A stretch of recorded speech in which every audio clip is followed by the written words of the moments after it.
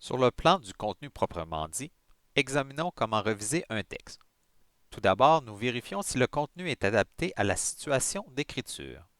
Ensuite, nous assurons que le texte est bien structuré par rapport à l'idée directrice, aux idées principales et secondaires. Puis nous assurons que chaque partie du développement se compose de paragraphes de contenu et de paragraphes d'outils qui permettent de faire la transition entre les idées. Nous analysons également si les phrases sont bien complétées, c'est-à-dire sujet, verbe et complément. Enfin, nous traitons la bibliographie pour qu'elle soit complète. Débutons la révision du contenu en vérifiant si le texte est bien adapté à la situation d'écriture. Plusieurs questions aideront à adapter le texte à la situation d'écriture. Tout d'abord, le texte respecte-t-il le type de travail et le sujet demandé? Dans le texte descriptif ou explicatif, le sujet amené débute l'introduction et l'ouverture termine la conclusion. De même, dans le texte narratif, le texte débute avec la situation initiale et se termine-t-il avec la situation finale? Dans notre texte, nous avons opté pour un texte descriptif dont le sujet amené que sont les édifices impressionnants de Montréal, dont le stade olympique, dans l'introduction, à l'ouverture, dans la conclusion, qui revient sur les trois aspects abordés par rapport au stade. Le texte respecte-t-il le nombre de mots? La plupart des travaux scolaires exigent un nombre maximal de mots. Par exemple, une dissertation explicative varie entre 1000 et 3000 mots. Notre texte comprend actuellement 951 mots avant révision. Le texte respecte-t-il les marques de modalité? Par rapport aux adjectifs, des termes tels que il est sûr, certain, ont-ils été utilisés? Concernant les adverbes, des termes comme assurément, forcément, ont-ils été essayés?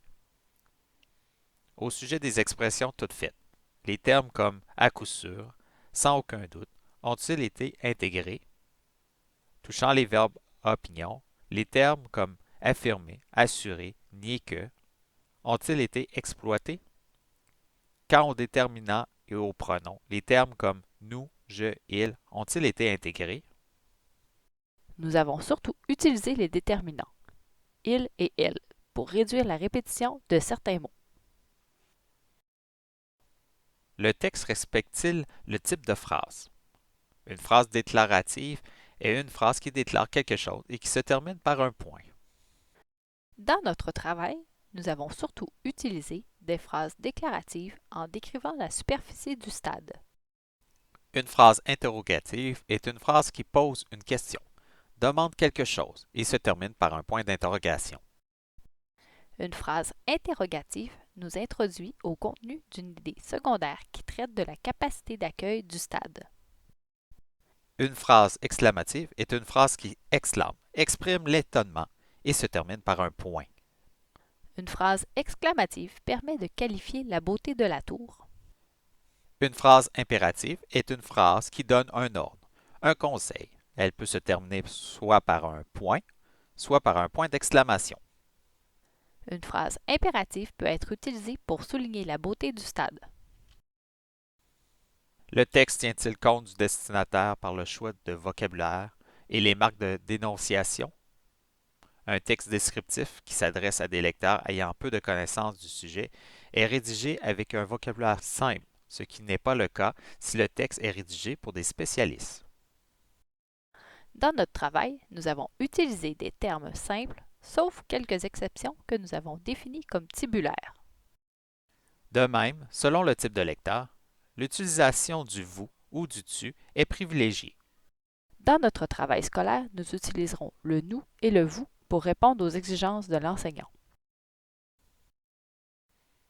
Examinons maintenant l'idée directrice du texte. Deux aspects sont pris en compte lors de son examen. Tout d'abord, il faut analyser si l'idée directrice répond clairement au sujet formulé. Dans le cadre du travail, l'enseignant a demandé de décrire trois aspects du Stade olympique de Montréal. Nous avons opté pour son architecture, ses activités et son organisation. Puis nous scrutons si l'idée directrice est formulée de façon exploitable. Dans notre exemple, le temps regard nous indique que nous avons affaire à un texte explicatif. Le sujet principal est bien présenté. le stade olympique de Montréal. Les 3 idées principales décrites par rapport au sujet sont également incluses. Une fois l'idée directrice bien rédigée, il faut traiter les idées principales. L'idée principale de chaque partie du texte se trouve-t-elle au commencement de chacun de ces parties? Dans notre texte, l'idée principale qu'est l'architecture du stade est documentée au début de la partie qui la traite ainsi que les 2 aspects qui seront abordés, la structure et l'accueil. Toutes les idées secondaires convergent-elles vers l'idée principale? Dans le texte, les 2 idées secondaires convergent vers l'idée principale qui est l'architecture du stade. Chaque idée secondaire est-elle formulée de façon exploitable? Notre tableau montre que chaque idée secondaire a un sujet, un verbe et un complément. L'ordre des idées secondaires est-il approprié à la stratégie de présentation choisie pour développer l'idée principale? Notre stratégie est d'écrire un texte descriptif. L'idée directrice informe que nous faisons une description de l'architecture du stade, de ses activités et de son organisation du stade.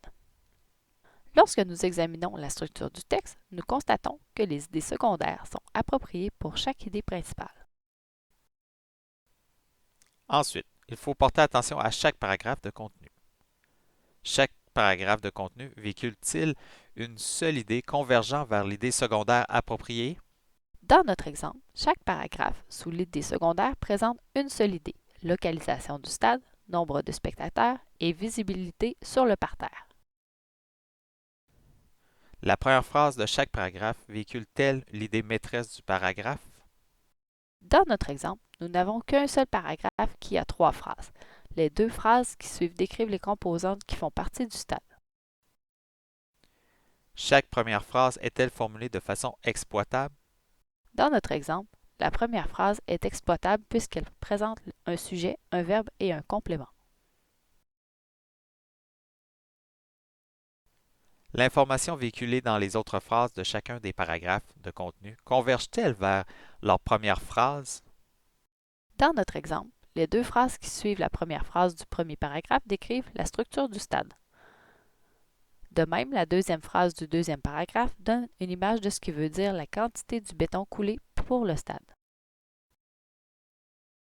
Toutes les questions générées naturellement par la lecture de la première phrase d'un paragraphe de contenu trouvent-elles une réponse dans une autre phrase de ce paragraphe? L'idée secondaire traite de la structure du stade. Toutes les autres phrases présentent un élément de cette structure, superficie et structure du stade, de son parterre et de sa tour. Les paragraphes outils examinent l'introduction, les paragraphes de transition et la conclusion. L'introduction situe-t-elle le problème présenté lors de la formulation du sujet? La deuxième phrase de notre premier paragraphe introduit le problème qui sera traité dans notre travail scolaire. L'idée directrice termine-t-elle l'introduction du texte? Tout à fait. Dans notre exemple, nous introduisons le lecteur aux 3 aspects qui font l'objet de notre texte descriptif sur le stade olympique. Des paragraphes de transition ont-ils été introduits au besoin pour relier le développement d'un ensemble d'idées à celui d'un autre ensemble? 2 phrases ont été intégrées, l'une comme dernier paragraphe à l'idée secondaire qui traite de la structure du stade et l'autre au début de la première phrase de l'idée secondaire qui traite de l'accueil. La conclusion du texte résume-t-elle comment le sujet a été traité? En général, le premier paragraphe fait un rappel du sujet. Effectivement, nous rappelons dans notre conclusion les 3 aspects traités dans le texte. La conclusion du texte s'achève-t-elle par une ouverture ou une formule susceptible de relancer le débat? Dans notre exemple, nous terminons par une ouverture qui touche les 3 aspects traités sur le stade olympique. Attardons-nous maintenant à chaque phrase. Toutes les phrases du texte véhiculent-elles une seule idée? Seulement 2 phrases introduisent chacune 2 idées comme l'indique le surligné bleu. Nous le réécrivons de la manière suivante à présenter qu'une seule idée par phrase. Les phrases s'enchaînent-ils au moyen de connecteurs syntaxiques requis par la stratégie de la présentation du texte? Dans notre texte, nous utilisons les connecteurs comme, à cet effet, De même, mais. Les blocs syntaxiques ou les segments de phrases véhiculent l'information principale des phrases. Sont-ils mis en relief par des moyens stylistiques appropriés? Dans notre texte, nous vérifions si toutes les phrases se terminent par un point, si elles sont déclaratives. De même, nous observons si les virgules sont bien placées.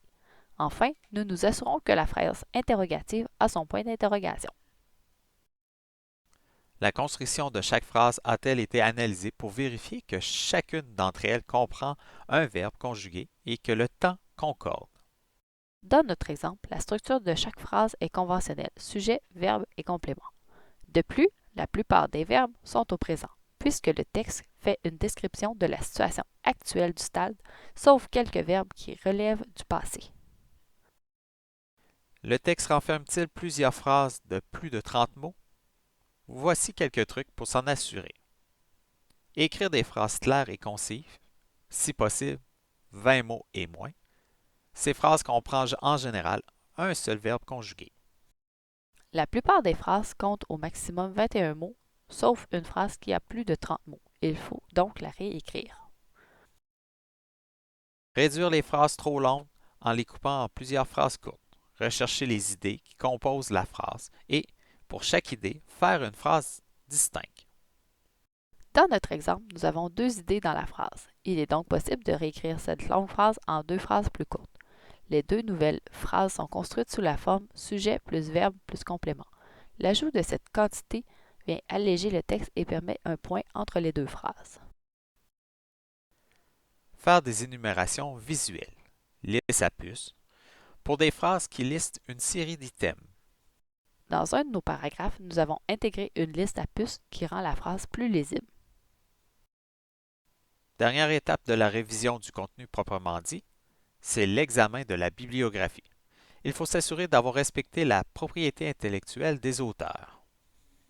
La bibliographie utilisée pour documenter les idées se trouve-t-elle à la fin du texte? 3 sources ont été consultées lors de la rédaction de la première partie qui touche l'architecture du stade. Les références bibliographiques de ces sources ont été insérées à la fin du texte sous le titre Bibliographie. Les références bibliographiques requises pour appuyer les idées du texte ont-elles été incluses dans les phrases appropriées, que ce soit des paraphrases ou des citations? Nous avons inclus les 3 auteurs de notre bibliographie selon ce que nous avons rédigé, une paraphrase ou une citation. Les paraphrases, idées ou raisonnements empruntés à un auteur, sont-elles clairement identifiées? Lors de la rédaction d'un texte descriptif, le contenu est en général inspiré d'auteurs qui ont traité le sujet. Dans notre exemple, la plupart des idées rédigées sont des paraphrases que nous avons extraites de textes. Nous les avons indiquées à la fin des phrases avec la date. Les citations, les textes originaux d'un auteur, sont-elles clairement identifiées? Nous avons inclus l'auteur, la date et la page dont nous avons extrait la citation. Nous l'avons également mis entre guillemets et inséré un signalement pour informer que le lecteur que nous avons retiré des mots dans la phrase utilisée. Les figures et les tableaux empruntés ou adaptés comportent-ils la mention des sources de données? Lors de l'ajout d'une figure qui représente le stade, nous avons vérifié que nous pouvons le faire et nous avons indiqué l'auteur et la date d'où provient la figure. La formulation des références dans le texte et dans la bibliographie respecte-t-elle les consignes de mise en forme exigées par l'enseignant? Nous avons révisé chaque référence en regard des attentes de l'enseignant. Notamment, nous avons indiqué la date de consultation de nos sources sur le web. Nous venons d'expliquer comment reviser le contenu proprement dit du texte. C'est la première étape de la révision d'un texte. Elle sera suivie par une révision de l'articulation du texte, du style et du français. Ces 3 étapes seront présentées dans d'autres vidéos.